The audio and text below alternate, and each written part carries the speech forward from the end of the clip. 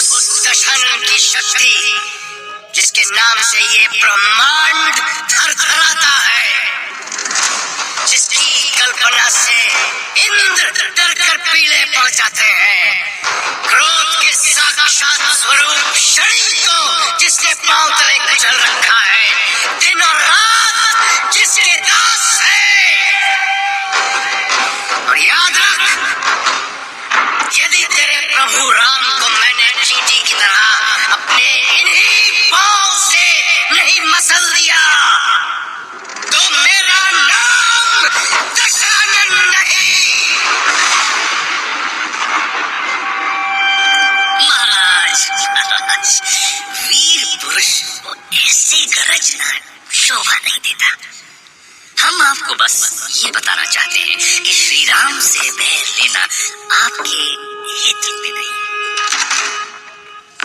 अपनी जीवा को संभाल दुष्ट, तेरे सर पर काल मंडरा रहा है। पिताश्री, अब मेरी तलवार इसके सर को धड़ से अलग करने के बाद ही शांत होगी। पुकार ले अपने राम को, पुकार, क्या बचा ले वो तुझे। जय श्री राम। ठहर जा चाचा श्री, अपने अधिकार की सीमा का उल्लंघन किया है आपने। मेरा हाथ पकड़ने का साहस कैसे हुआ आपका? तुम अभी होश में नहीं हो मेघनाथ, इसलिए तुम्हें रोकना हमारी व्यवस्था है। क्या व्यवस्था है आपकी? क्या ये आपका कोई संबंधी है? क्या भूल गए आप कि इस दुष्ट ने अक्षय कुमार का वध किया है? कुछ नहीं भूला मैं, कुछ नहीं। पर तुम ये कैसे भूल रहे हो कि किसी भी दूत का वध नहीं किया जाता? ये नीति के विरुद्ध है। मृत्यु का दंड मृत्युदंड होता है, यही हमारी नीति है। आप मेरा हाथ छोड़ दीजिए। नहीं, छोड़िए मुझे। मेरी बात समझने का प्रयास करो मेघनाथ। महाराज, समझाइए मेघनाथ को, ये अनर्थ रोकिए। शांत मेघनाथ, शांत हो जाओ। नहीं पिताश्री, मुझे छोड़िए पिताश्री। मेघनाथ, हम इसे कोई दूसरा दंड देंगे, और वो दंड मृत्यु से भी भयावह होगा।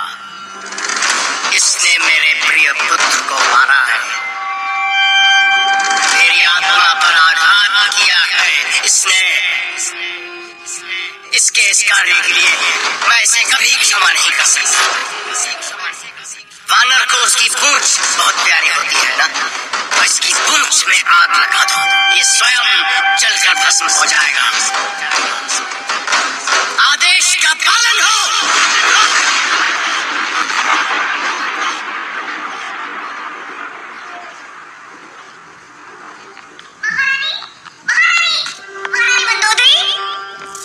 क्या हुआ?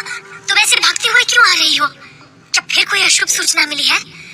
महारानी, राजकुमार मेघनाथ उस उत्पाती वानर को बंदी बनाकर द्वार में ले आए थे। फिर क्या हुआ? महाराज ने उस वानर को ऐसा दंड दिया है कि वो जीते जी मर जाएगा। कैसा दंड? उसकी पूंछ में आग लगाने का दंड। पर जाने कैसे उसकी पूंछ लंबी ही होती जा रही है और रुई और ढेरों ढेर कपड़े उसकी पूंछ में बांधे जा रहे हैं।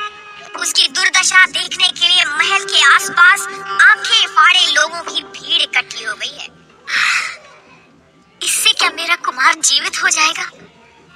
क्या लौट आएगा मेरा कुमार? इतना कुछ हो जाने के बाद भी महाराज भूल पर भूल किए जा रहे हैं। मंदोदरी को रावण द्वारा हनुमान को दंड देना ठीक नहीं लगा, किंतु लंका के राक्षस खुश थे। राक्षसों ने हनुमान की पूंछ पर तेल डाल दिया, फिर सबने मिलकर पूंछ में आग लगा दी। अग्नि की भयानक लपटें आकाश छूने लगे। हनुमान बिना किसी चिंता के उछलते कूदते इधर उधर दौड़ने भागने लगे। लंकापति रावण के आदेश से महावीर हनुमान की विशाल पूंछ में आग लगा दी गई। हनुमान नहीं चाहते तो क्या रावण कभी ऐसा कर सकता था? किंतु उन्होंने अपनी पूंछ की अग्नि से ही पूरी लंका को स्वाहा करने की योजना बना ली थी।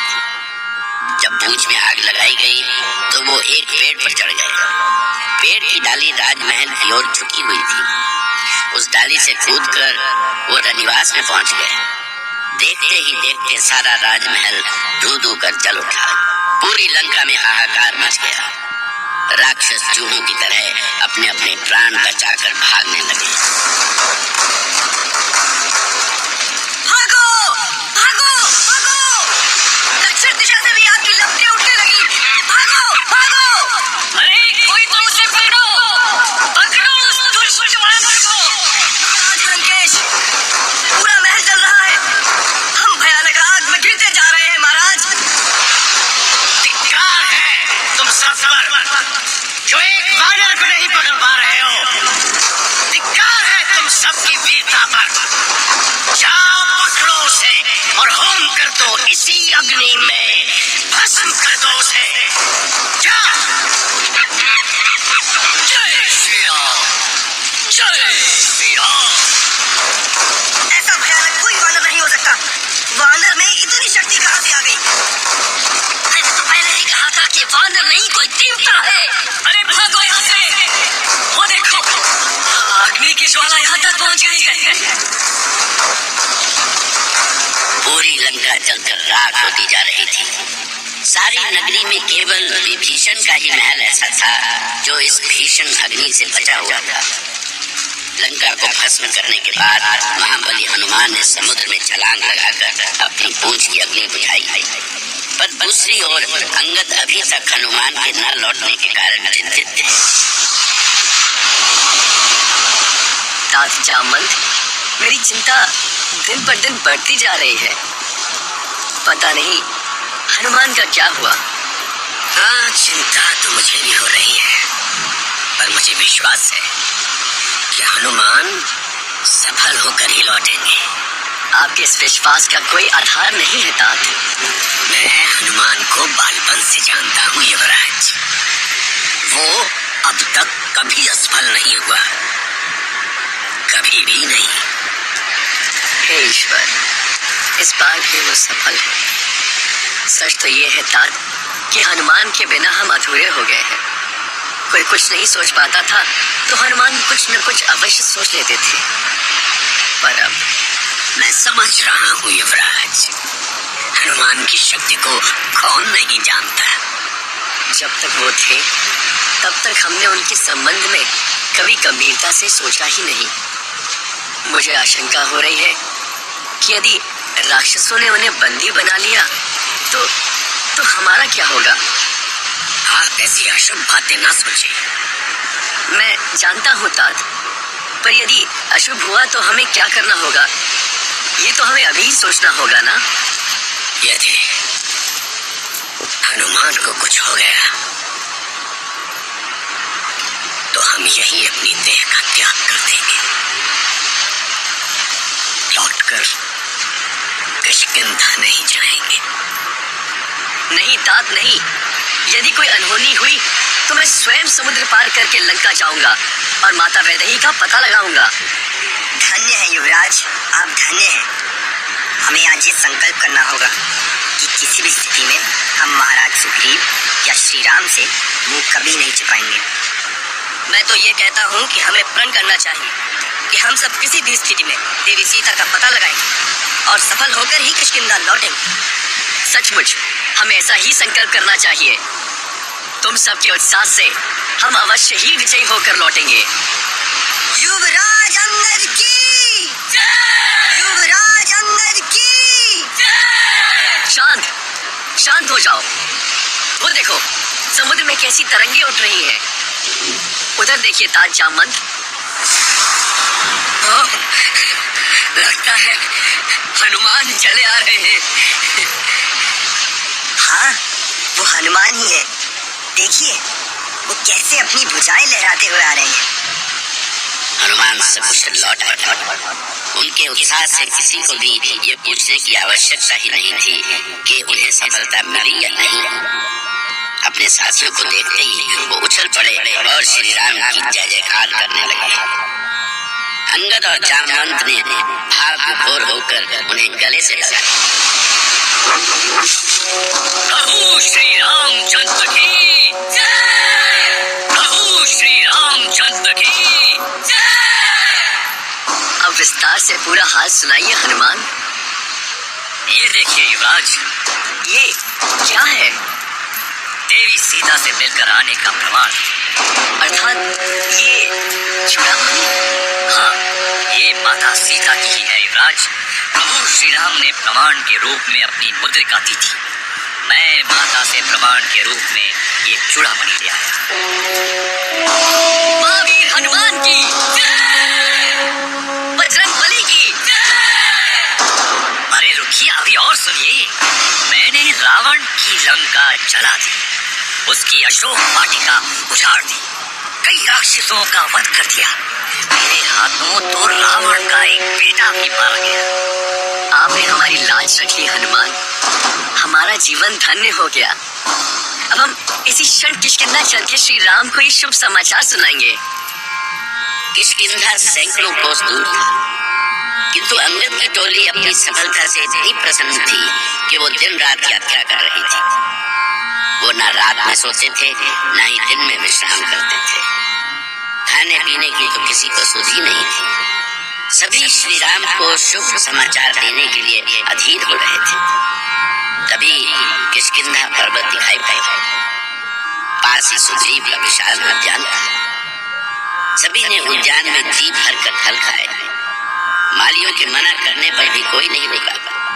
उद्यान के प्रहरी भाग भाग कर सुग्रीव के पास पहुंचे और अंगद और उसके दल के उत्पात की पूरी कथा कह सुनाई। नहीं नहीं नहीं पुत्र सुग्रीव, अब मुझसे तुम्हारे उद्यान की रखवाली नहीं हो सकती। तुम्हारे उद्यान पर तो कोई ध्यान रहता नहीं है। लूटने वाले आते हैं, लूट कर चले जाते हैं और हम मुंह देखते रहते हैं। अरे आप इतने क्रोध में क्यों हैं मामा? अचानक लाल पीले क्यों हो रहे हो? थोड़ा शांत होकर तो बताइए। सम्राट बाली के समय की तो बात ही कुछ और थी। उनके समय में मेरे मधुबन में कोई वानर मेरी अनुमति के बिना पैर नहीं रख सकता था। स्वयं बाली साल में एक दो बार आते थे और मेरी पीठ थपथपा कर जाते थे। बाली के मरते ही तुम्हारे राज्य के वानरों ने उत्पात शुरू कर दिया है। किंतु मामा आप कहना क्या चाहते हैं? मैं तो कुछ समझ नहीं पा रहा। आज तेरे अंगद, हनुमान, जामवंत और कई दूसरे वानरों ने उद्यान में घुसकर सारे फल तोड़ लिए, कई वृक्षों को उखाड़ दिया। मैं रोकता रहा, किंतु कोई मेरी बात सुनने वाला हो तब ना। कैसी बातें करते हैं मामा? अंगद और हनुमान तो देवी सीता का पता लगाने गए हैं। वे मधुबन में कैसे आ सकते हैं? तो क्या तेरा मामा दधीमुख झूठ बोल रहा है पुत्र? नहीं मामा, मैं तो केवल यही कहना चाहता हूँ कि आपको भ्रम हुआ है। अभी अभी तारा भी अंगद के बारे में चिंता कर रही थी। ये तुम्हारा भ्रम है पुत्र कि अंगद और हनुमान सीता का पता लगाने के लिए गए हैं। अरे वो तो वनों वनों में घूम घूम कर अपने दिल मिटा रहे हैं। विश्वास नहीं होता तो आओ, चलो मेरे साथ, मैं दिखाता हूँ। मामा, मधुबन के वनपाल तो आप हैं। सब कुछ मैंने आप पर छोड़ दिया है। यदि वे पुनः दिखाई पड़े तो आप उन्हें जो दंड देना चाहे दें। ठीक है पुत्र, परंतु मेरे कठोर दंड के कारण यदि उनका अंग भंग हो गया तो फिर मुझसे कुछ मत कहना। मैं जा रहा हूँ। महाराज श्री रामचंद्र की जय। बड़े प्रसन्न लग रहे हैं महाराज। क्या बात है? श्री राम, मुझे जो समाचार मिले हैं उससे लगता है कि देवी सीता का पता लग गया है। क्या सचमुच कोई शुभ सूचना मिली है? क्या अंगद और हनुमान लौट आए हैं? नहीं नहीं श्री राम, वे मेरे पास लौट कर नहीं आए, किंतु सूचना मिली है कि उन्होंने मधुवन में भारी उत्पात मचाया है। ये उनके उत्साह की सूचना है। बस अभी वो हमारे पास आने ही वाले होंगे। वानर राज, क्या सचमुच आपको लगता है कि अंगद अपने कार्य में सफल हुए हैं? कुमार लक्ष्मण, यदि अंगद को सफलता नहीं मिली होती तो वे लौटकर मधुवन तक नहीं आते। मैंने पहले ही कह दिया था कि असफल होने पर उन्हें मृत्यु दंड दिया जाएगा। अपने मामा दधिमुख की बातें सुनकर सुग्रीव को आभास हो गया था कि हो न हो युवराज अंगद सीता का पता लगा चुके। श्री राम, लक्ष्मण और सुग्रीव को अब केवल अंगद के दल के आने की प्रतीक्षा थी।